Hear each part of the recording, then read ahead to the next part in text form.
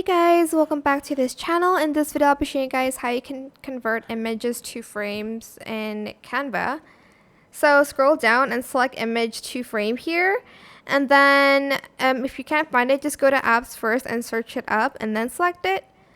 Select either an element on your Canva or upload a PNG, and then I'm just going to select convert image to frame.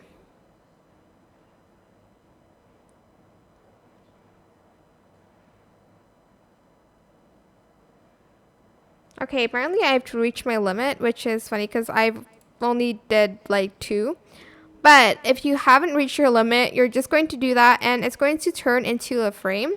Like this image will turn into a frame, and you can put like another image in that frame if you understand what I mean. But that is it. I hope this tutorial was helpful for you guys. Don't forget to like, comment, share, and also subscribe to this channel if you haven't done that already. If you have any more questions, just leave it in the comment section down below. I will try my best to answer them all for you guys. And if you found this video helpful, please click the thanks button as well. That is it. Thank you so much for watching. Bye!